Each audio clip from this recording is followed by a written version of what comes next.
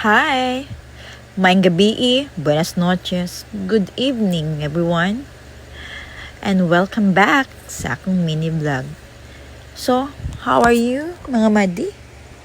Are you okay? Are you doing good? Okay, so this time, mag-share ako ng story. One of my stories na you will find it inspiring ba or it will enlighten your mind. So let me start. Let me share with you one of my favorite stories on how I conquered my fear of riding a motorcycle. At first, syempre, nervyosa gud imong mainyong ante kay kurog ba. Ingon pa nga, uy ay kag kuy motor kay buyag disgrasya na dagang kayong mga negative thoughts. So those negative thoughts keep on rehearsing in my head. Ano sige ko na una aning nga nga butanga nga. Instead of mukuan ba ko ba? Tan ako sa positive side. So divert na ko akong mindset sa positive side. So I started to pray. And God, amazingly opened my mind. He has a way of surprising me with His blessing. He gave me strength. He gave me the courage to conquer all my fears and negative thoughts. All of this were replaced with a belief that I can do it. So, sige lang, nagsuri-suri lang, continue mi suri-suri sa kumbana, no?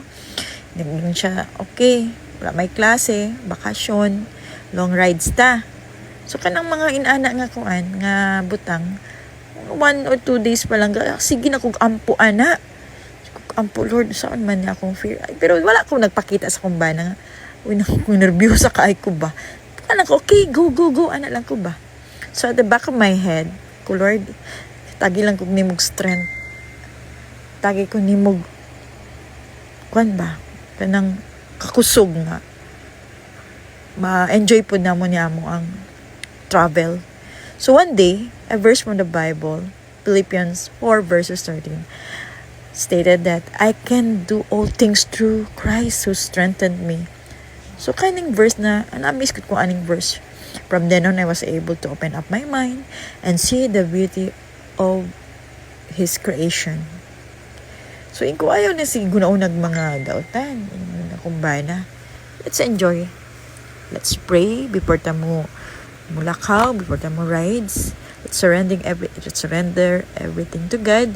And I'm so thankful, na akong bana is God-fearing, mas inani lang ni siya, very humble person. So, thank you, Lord, for giving me with such a good husband. Good provider po siya.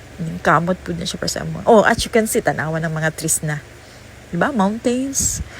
Tanan ka na pa lang. We have to be thankful for.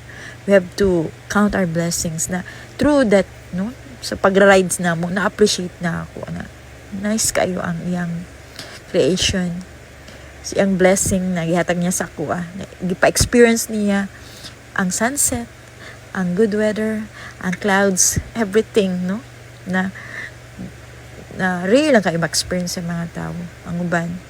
So, continue to pray, enjoy life, count your blessing,